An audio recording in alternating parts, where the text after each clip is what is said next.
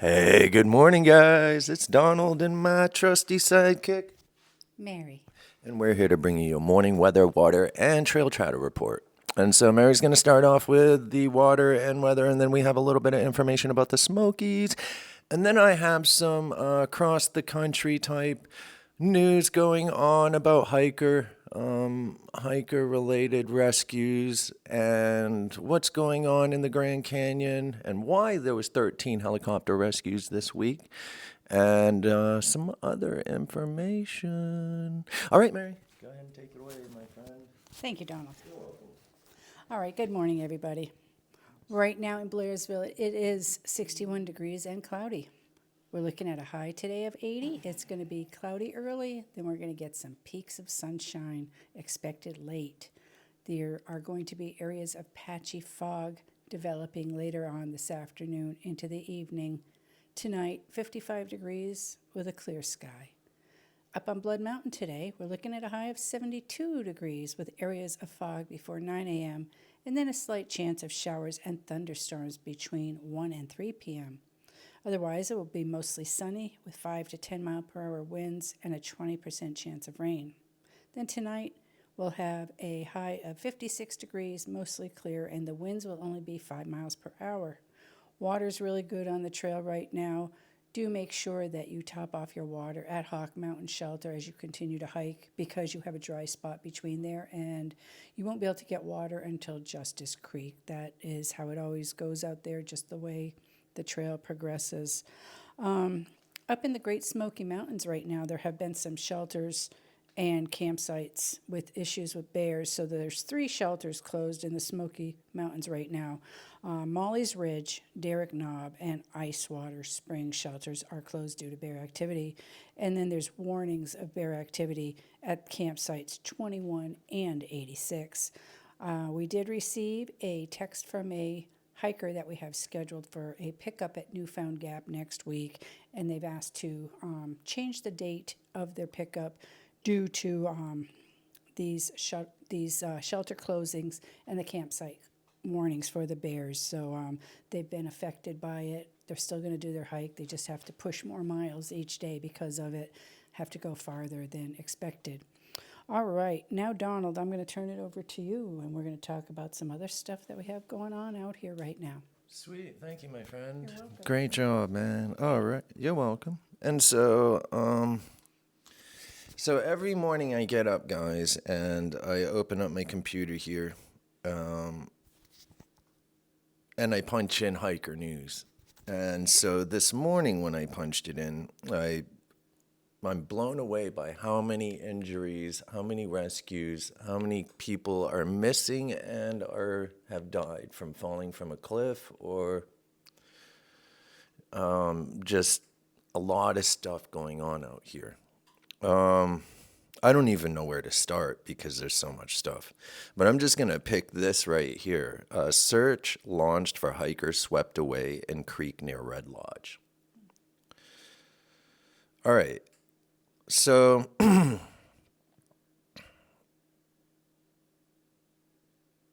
now bear with me because, like I said, I get up, I open my computer.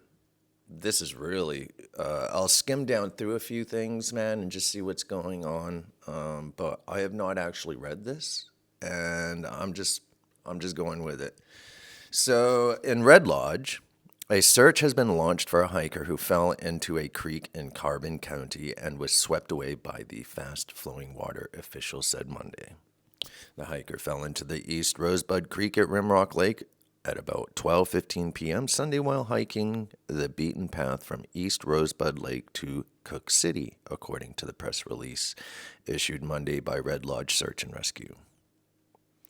Red Lodge Fire Rescue Search and Rescue crews and the Carbon County Sheriff's Office are currently conducting a search with ground teams and a drone.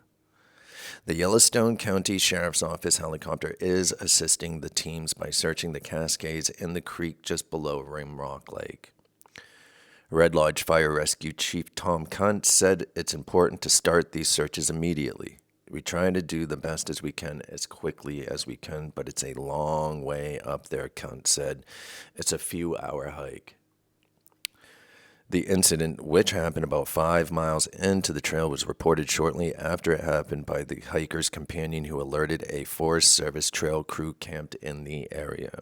Search and rescue members responded immediately to begin searching the area on the ground while the Montana Army National Guard responded to search the creek from the air with 2 helicopters, the press release states. Rescuers were unable to locate the hiker on Sunday. This hiker fell at the exact same spot that the 20-year-old Montana State University student Dylan Honnell from Minnesota did last July. Honnell's body was found 2 weeks after he fell in. Kunt said it's a treacherous portion of the trail, partly because a man-made bridge that used to be in that spot was destroyed in the floods of 2022. In addition, the water in the early summer is rushing so quickly, he said. That's part of the trail that they have been working on or repairing after the flood damage, Kunt said. There's a lot of risk, especially this time of year. Sometimes it can look like you can cross very easily, but those currents can be stronger than they appear. Mother Nature, man. Right. Strong. Never underestimate a water crossing. Kunt said it's deja vu for his rescue team and the worst case scenario for the family involved. God bless them. It's hard, you know. It's hard, you know. These are people and their families, Kunt said, as tears filled his eyes. You do this kind of thing a lot, but it doesn't make it less personal. The Carbon County Sheriff's Office and the Red Lodge Fire Rescue are asking anyone with information about the incident to contact the Carbon County Sheriff's Office at 406-446-1234. Man, that's heartbreaking. It sure is. It really is, man. I think it's a reminder of, like you were just saying, the weather and, the force of water. I don't know how deep that was that they were crossing, but, the force of water, even when it's, low water, it can be really strong. That's right. That's right. And like they were saying, it's spring. Mm-hmm. These mountains are the mountaintops, the snow, everything's melting, and it's coming down the mountain. And that's the path of least resistance, right? Mm-hmm. The creek. And so, yeah. And so I want to go on here. I'm just going to burn down through here. I've seen so many different things going on that I'm just going to pick one here. Camelback Mountain hiker hospitalized in critical condition after rescue. Let's see what we got going on here. All right. So a woman was hospitalized in critical condition with apparent heat-related injuries after being rescued from Camelback Mountain in Phoenix on Monday, authorities said. She was one of the 4 people who needed help after getting overcome by the heat at the popular East Phoenix hiking area, according to the Phoenix Fire Department. Rescue crews were dispatched around 11 a.m. to help hikers suffering from heat-related injuries on different parts of Echo Canyon Trail.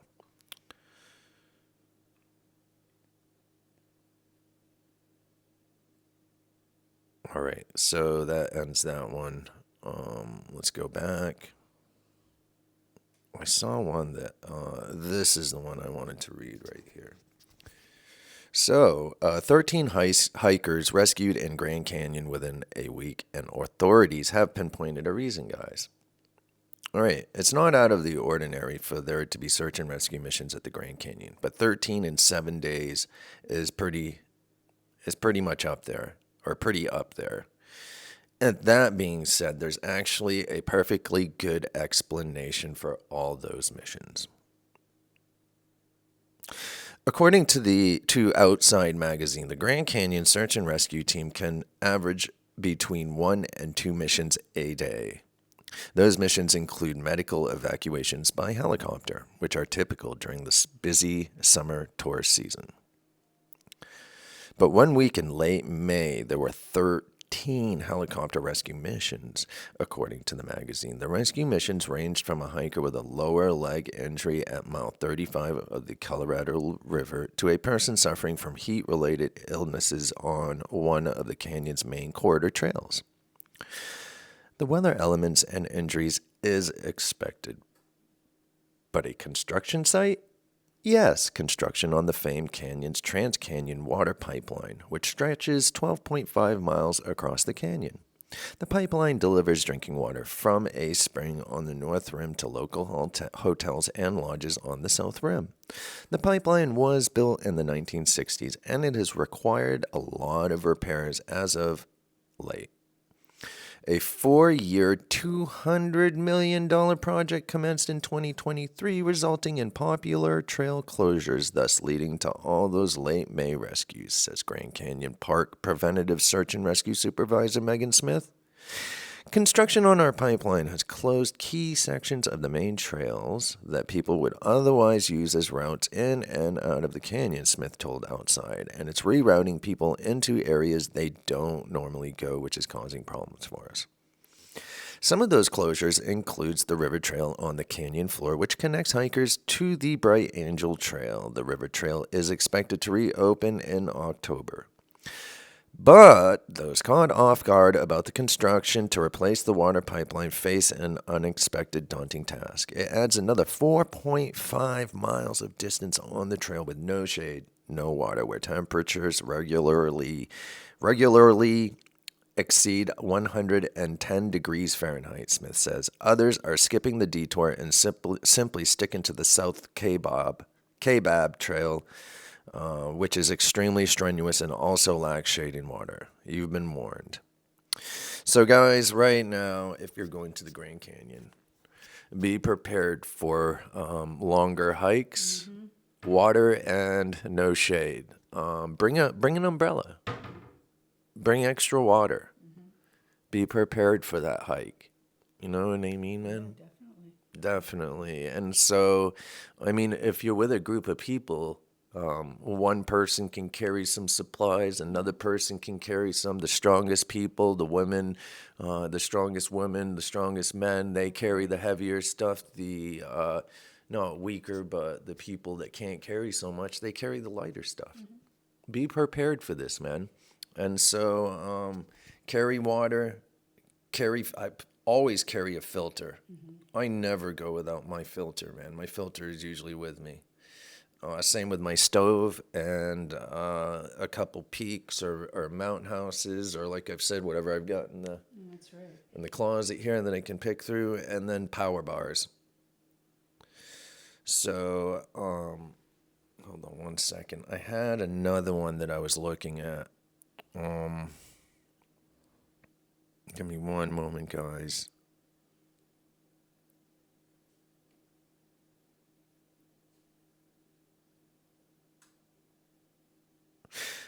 I want to read this one right here. And so 11 hours ago, hiker rescued by rope team in Enchanted Rock State Natural Area. The man was successfully rescued by Starflight and was flown to a trauma facility, according to Fredericksburg Fire EMS.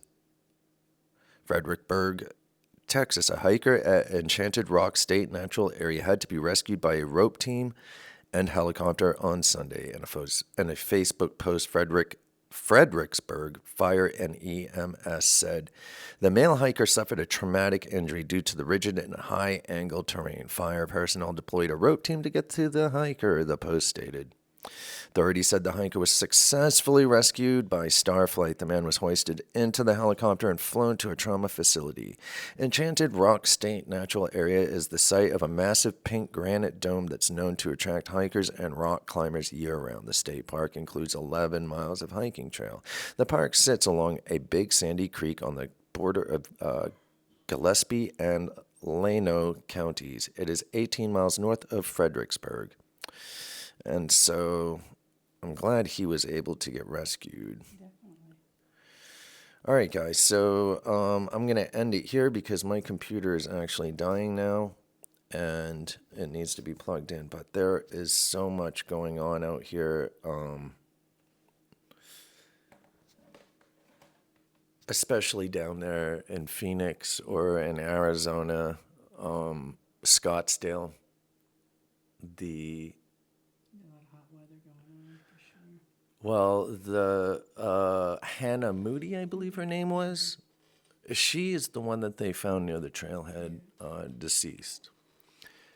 Now, 2 weeks later, some other people were rescued from, wasn't the same area, but it was in Scottsdale.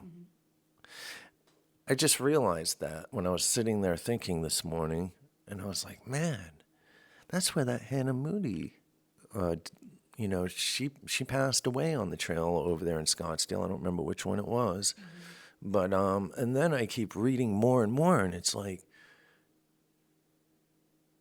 are people listening and watching and hearing what's going on? And if they are, why are they not preparing themselves for this type of weather? 113, 110 degrees out there.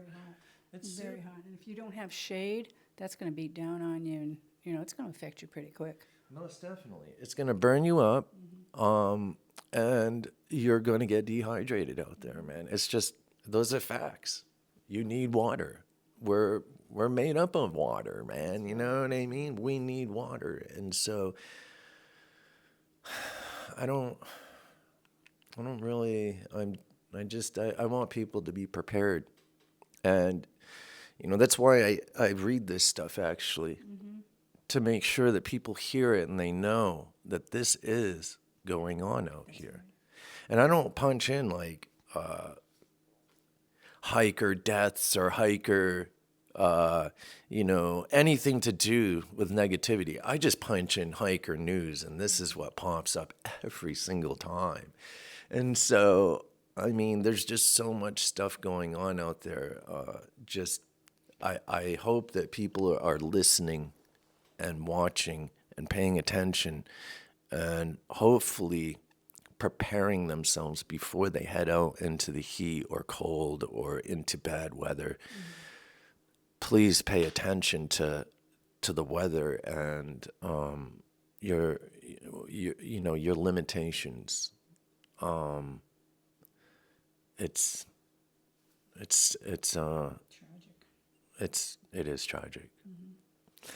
So, I have not read much more on the Katahdin incident. I saw a few things, man, but I saw the words treacherous weather in one report, but I think that news people hype stuff up and they'll just say anything. And I'm just really, we already know that there was treacherous weather going on up there. There's not much more you can really say. No, you can't. I would like to know a little bit more, but you just don't know. Again, I think it's just a matter of being prepared whenever you strike out. I don't care if you're going a mile somewhere or if you're going 100 miles. Just always be prepared with those basic needs of just in case. So I think that's important for everybody, no matter what they're doing. Most definitely. And so, do we have anything going on today, my friend? Just what I spoke of already. Besides that, I don't have anything else to report at the moment. All right. It's super quiet out here, guys. It's been bad weather, and a lot of people don't want to hike in that weather. So we have a lot of cancellations and people, rescheduling at a later date. I did have a phone call from 2 hikers yesterday from Australia. They were at an Airbnb in Atlanta. Had a great conversation with them, and so we were able to actually assist them with numerous stuff that, they were super happy.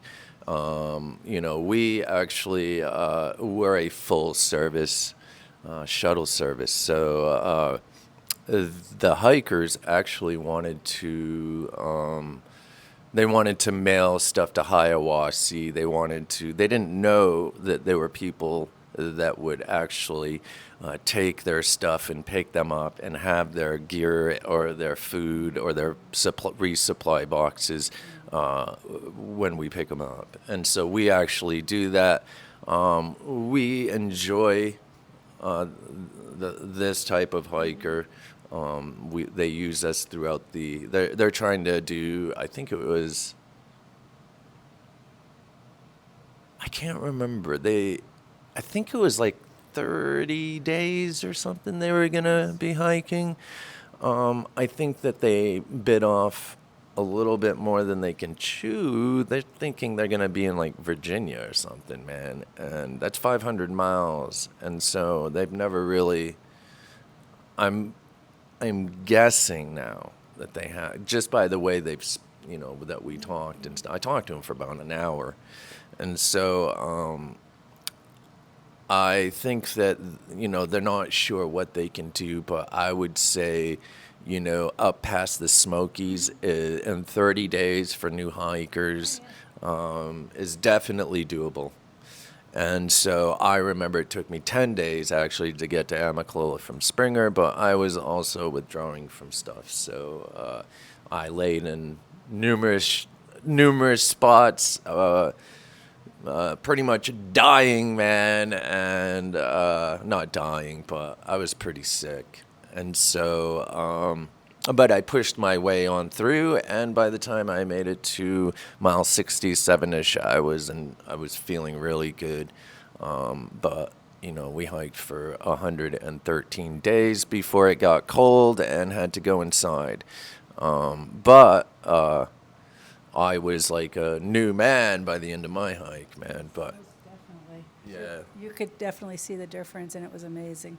Yeah, and we could push, 20, 25 miles, whatever, consecutively, like day after day after day, and we did. And so, but I was, after that, it took a while, man. So, but yeah, mile 67-ish, I was able to push more miles. And, but these guys, same idea, probably not sick, but, everyone can, 6 to 8 miles is a good number to start with and slowly build your way up. So I think that Hot Springs, Davenport Gap area, 232, what's that, 25, so like 270 or 260-ish at Hot Springs. And then yeah, so I think that's a good area. But they definitely were super happy that we were able to take their food and, just leave it with us wherever you make it to, because they have a 5-day plan, like 5 days, get off trail, and they think they're going to be in Hiawassee, which they very well could be. But I told them wherever they get off, it doesn't matter where it is, Hog Pen, Unicoi, Jack's Gap Trail, Neil Gap, Woody Gap, Gooch Gap, wherever you want to get off, we're there for you, and we can even take you off trail in places that aren't even in the books, man. Just goat trail it a little bit.